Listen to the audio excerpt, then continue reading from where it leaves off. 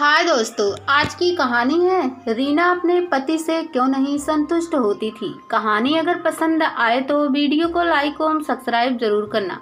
डाकिये से पत्र प्राप्त होते ही रीमा उसे पढ़ने लगी। पढ़ते पढ़ते उसके चेहरे का रंग उड़ गया, उसकी भृकुटियां तन गईं। पास ही बैठे रीमा के पति राजेश ने पूछा, किसका पत्र है? रीमा ने बुरा मुंह बनाते हुए उत्तर दिया, तुम्हारे भाई कपिल का। क्या खबर है? उसने तुम्हारी नाक काट दी।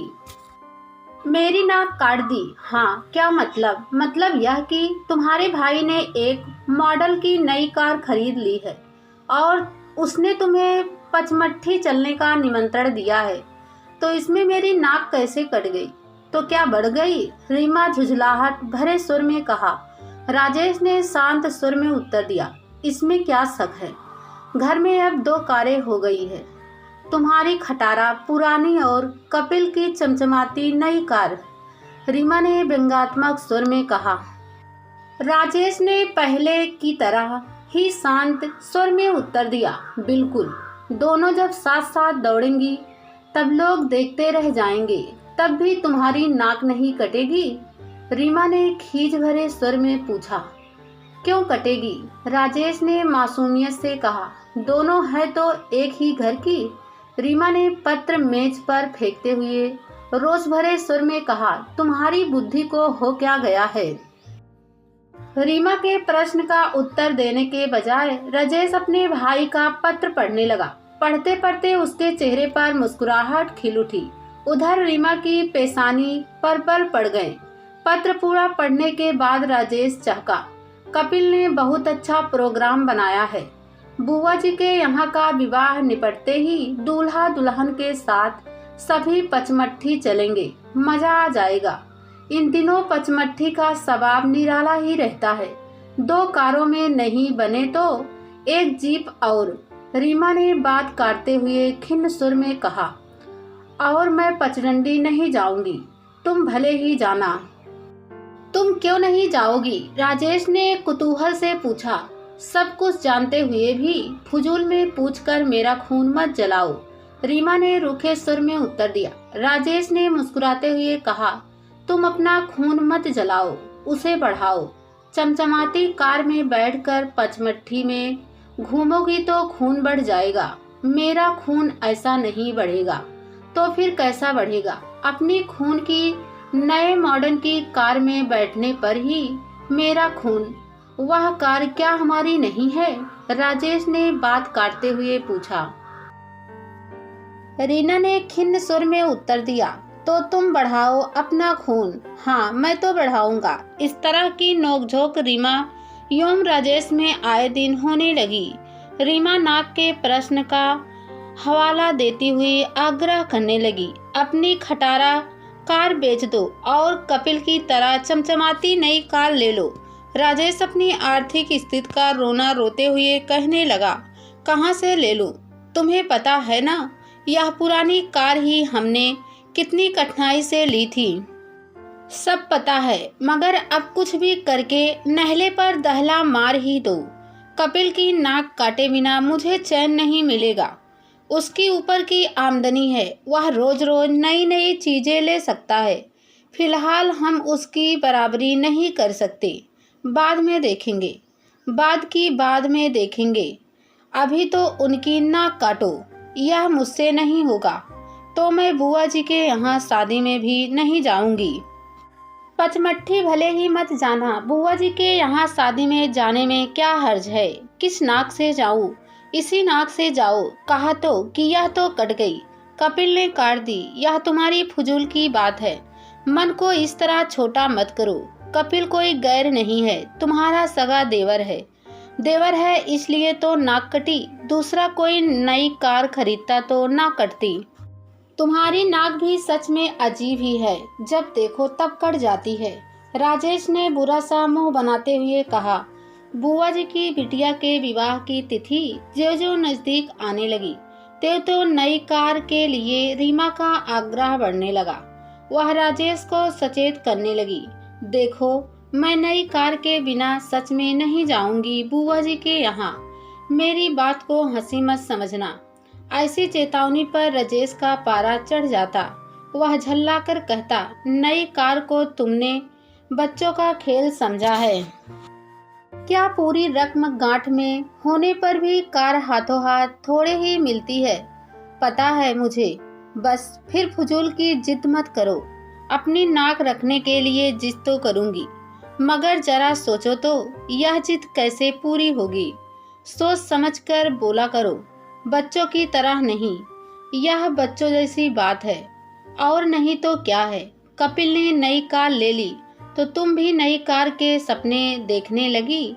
कल वह हेलीकॉप्टर ले लेगा तो तब मैं भी हेलीकॉप्टर की जिद करूंगी। ऐसा जिद मुझसे पूरी नहीं होगी। जो पूरी हो सकती है उसे तो पूरा करो। क्या मतलब यही कि नई कार नहीं तो उसकी बुकिंग तो करा दो, ताकि मैं नाते रिश्तेदार में मुंह दिखाने लायक हो जाऊं। कपिल की तनी हुई भृटियां ढीली पड़ गई। उसके चेहरे पर मुस्कुराहट खिल उठी। वह बोला, तुम सच में अजीब औरत हो। रीमा ने ठंडी सांस भरते हुए कहा, हर पत्नी अजीब होती है। उसके पति की नाक ही उसकी नाक होती है, इसलिए पति की नाक पर आई आंच वह सहन नहीं कर पाती। उसकी यही आकांक्षा रहती है कि उसके पति की नाक ऊंची रहे, ताकि वह भी सिर ऊंचा करके चल सके। इसमें उसका स्वार्थ नहीं होता। वह अपने पति की प्रतिष्ठा के लिए ही मरी जाती है। तुम पत्नी की इस मानसिकता को समझो। रीमा के इस कथन से राजेश प्रभावित हुआ। इस कथन के व्यापक संदर्भों ने उसे सोचने पर विवश किया। उसके भीतर गुदगुदी सी उठने लगी। नाक के प्रश्न से जुड़ी पत्नी की यह मानसिकता उसे बड़ी मधुर लगी। इसी के परिणाम स्वरूप राजेश ने नई कार की बुकिंग कराने का निर्णय मन ही मन ले लिया। उसने सोचा कि वह भले ही उक्त कार भविष्य में ना खरीद पाए, किंतु अभी तो वह अपनी पत्नी का मन रखेगा। रीमा को राजेश के मन की थाह मिल ना पाई थी, इसलिए वह बुआ जी की बिटिया के विवाह के संदर्भ में चिंतित हो उठी। कुल गिने गिनाए दिन ही अब शेष रह गए थे। उसका मन वहां जाने को भी रहा था, और नाक का ख्याल कर जाने में शर्म सी महसूस हो रही थी। बुआ जी के यहाँ जाने के एक रोज पूर्व तक राजेश इस मामले में तटस्थ सा बने रहने का अभिनय करता रहा। योम रीमा की चुनौती की अनसुनी सी करता रहा। तब रीमा अपने हृदय के द्वंद्व को व्यक्त किए बिना न रह सकी। उसने रुआंसे सुर में राजेश से पूछा, तुम्हें मेरी नाक की कोई चिंता नहीं है? चिंता है, तभी तो तुम्हारी बात मान रहा हूँ। तुम अपनी नाक लेकर यहाँ रहो, मैं बच्चों को अपनी पुरानी खटारा कार में लेकर चला जाऊंगा। वहाँ सभी से बहाना कर दूंगा कि रीमा अस्वस्थ है। राजेश ने नकली सौजन्य से कहा, तुम शादी के बाद पचमट्ठी भी जाओगे? रीमा ने भर्राए सुर में पूछा। अवश्य जाऊंगा, बच्चों को अपने चाचा की नई कार में बैठाऊंगा। तुम नहीं जाना चाहती तो यहीं रुको और यहीं अपनी नाक संभालो। रीमा भीतर ही भीतर घुटती रही। कुछ देर की चुप्पी के बाद उसने विचलित स्वर में पूछा, बुआ जी बुरा तो नहीं मानेंगी? बुआ तो शायद मानेंगी, तुम उनकी लाडली जो हो, इसलिए तो। राजेश ने रीमा के इस अंतर्द्वंद का मन ही मन आनंद लेते हुए जाहिर में संजीदगी से कहा, तो तुम भी चली चलो। कैसे चलूं? कपिल ने राह रोक दी है। हमारी तरह नाक की चिंता छोड़ दो। नाक की चिंता छोड़ने की सलाह देने लगे। मेरी बात रखने की सुध नहीं आई। सुध तो आई, मगर सामर्थ्य नहीं है। चलो रहने दो। बुकिंग की सामर्थ्य तो थी, मगर तुम्हें मेरी नाक की चिंता हो तब ना। तुम्हारी नाक का तो मैं दीवाना हूँ। इस सुखंड सुडौल नाक के आकर्षण ने ही, रीमा ने बात काटते हुए किंचित छल्लाहट भरे स्वर में कहा, बस बातें बनाना आता है तुमको। मेरी नाक की ऐसी ही परवाह होती तो मेरी बात मान लेते। मानने को तो अभी मान लो, मगर गड्ढे में पैसे डालने का क्या अर्थ है? नई का खरीदना हमारे बस की बात नहीं है। वह पैसे गड्ढे में ना जाते, वह तो बढ़ते और मेरी नाक भी रह जाती। तुम्हारी इस ख्याली नाक ने मेरी नाक में दम कर रखा है। यह जरा में कट जाती है, जरा में बढ़ जाती है। इस मजाक से कुपित होकर रीमा ने रोष भरे सुर में कहा, भाड़ में जाने दो मेरी नाक को। तुम मजे से नाते रिश्तेदारी में जाओ, पचमट्ठी में सैर सपाटे करो, मेरी जान जलाओ। इतना कहते कहते वह फूट फूट कर रो पड़ी। राजेश ने अपनी जेब में से कई कार की बुकिंग की पर्ची निकालकर रीमा की ओर बढ़ाते हुए कहा, रो मत, यह लो। रीमा ने रोते रोते पूछा, यह क्या है? तुम्हारी नाक, राजेश ने मुस्कुराते हुए कहा। हाँ हाँ, तुम्हारी नाक। देखो। पर्ची पर नजर पड़ते ही रीमा प्रसन्न हो गई। उसने बड़ी मोहक दृष्टि से राजेश को निहारते हुए कहा, तुम सच में बड़े ओ हो। कैसा हूँ? राजेश ने शरारती लहजे में पूछा। हमें नहीं मालूम, रीमा ने उस पर्ची को अपने पर्स में रखते हुए उत्तर दिया।